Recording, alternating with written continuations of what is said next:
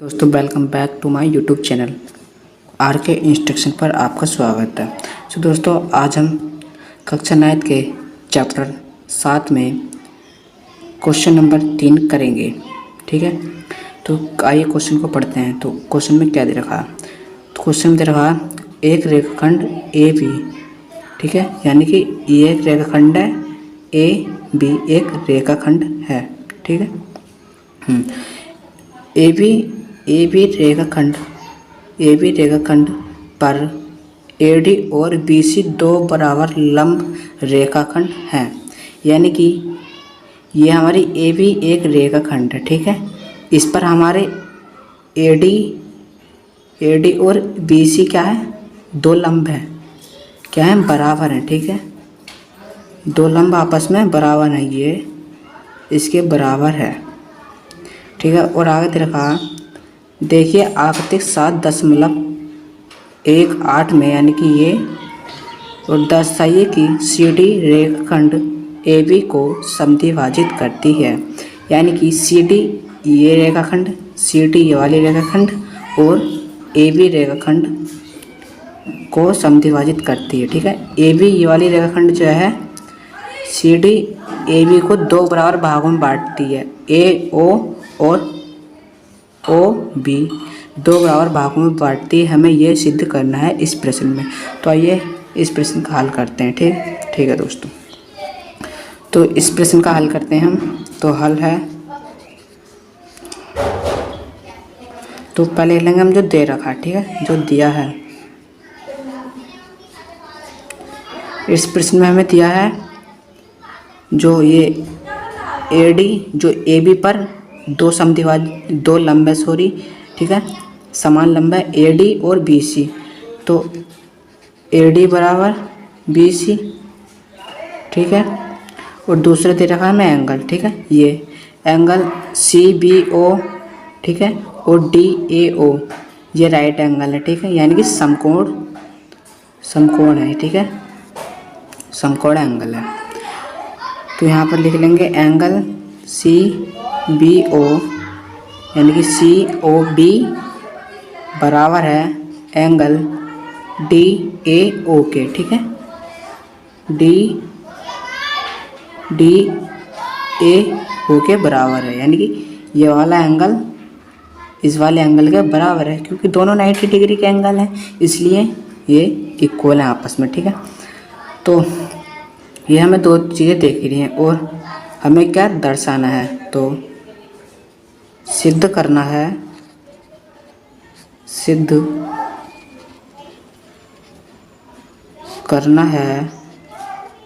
कि C D रेखाखंड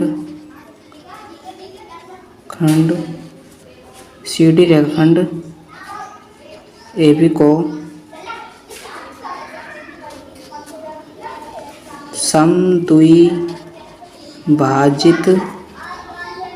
समद्विभाजित करती है। ठीक है, तो हमें ये सिद्ध करना है कि सी डी रेखाखंड ए बी को समद्विभाजित करती है, यानी कि ये वाली रेखाखंड ए बी को दो बराबर भागों में बांटती है। हमें ये सिद्ध करना है, तो आइए करते हैं। ठीक है, तो इसमें हमें पहले इसे हम समीकरण में लेकर चलेंगे। ठीक है, तो हमें ए डी बराबर बी सी हमें दे रखा था। ठीक है, तो ये समीकरण 1 मान लेंगे, यानी कि ये ए डी बराबर बी सी है, क्योंकि समान लंब है इसलिए। ठीक है, समीकरण 1 हो गई। और दूसरी समीकरण क्या हमारे, ये 90 डिग्री का एंगल है और ये भी 90 डिग्री का एंगल, तो ये आपस में बराबर है, जो हमने यहाँ पर अभी करा था। ठीक है, ये फिर दे रखा है एंगल सी बी ओ बराबर एंगल डी ए ओ, ये हमारी दूसरी समीकरण हो गई। ठीक है, अब तीसरी समीकरण क्या है?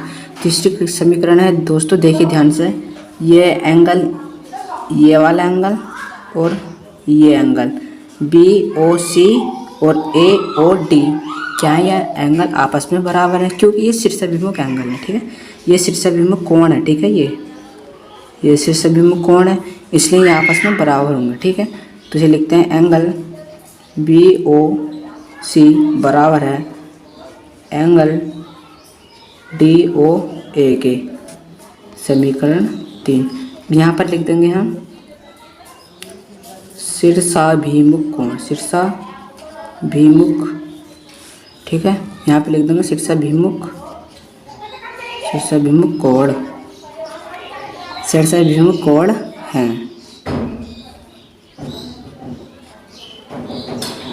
ठीक है। इसलिए आपस में क्या है, बराबर है, ठीक है दोस्तों। आखिर है ये हमें 3 समीकरण मिल चुकी हैं। तो समीकरण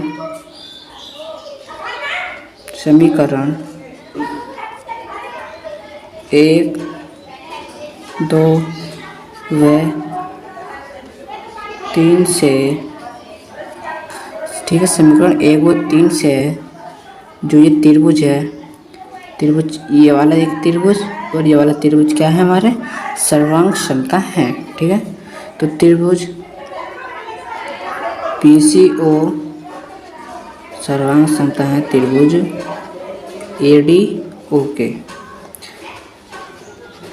Y side angle, side sir, ठीक है, क्योंकि BCO सर्वांग समता है त्रिभुज ADO के। बाय मतलब कि कौन से नियम से, तो साइड एंगल, साइड सर्वांग समता नियम से, ठीक है। सर्वांग समता नियम से ये क्या है, हमारे त्रिभुज सर्वांग समता है, ठीक है। तो हमें सिद्ध करना था दोस्तों कि जो हमारी ये है, सिद्ध करना है हमें CD रेखाखंड AB को समद्विभाजित करती है, ठीक है। हाँ, यानी कि ये CD जो है AB को समद्विभाजित करनी है। तो दोस्तों करते हैं, चूँकि त्रिभुज BCO सर्वांग समता है त्रिभुज ADO के, ठीक है, सर्वांग समता है, इसलिए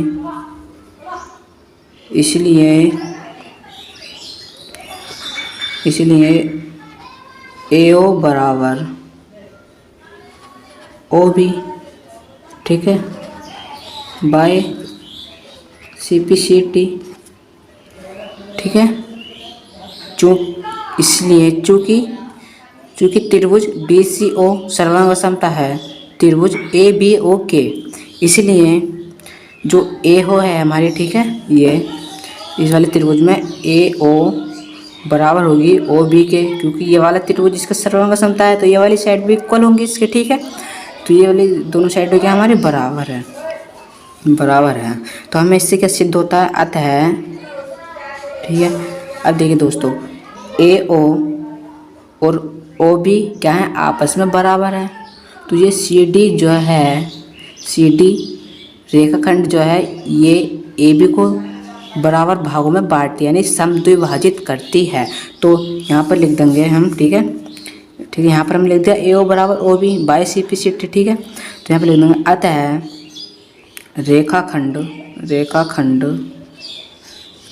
AC, अतः रेखाखंड AC, रेखाखंड AB को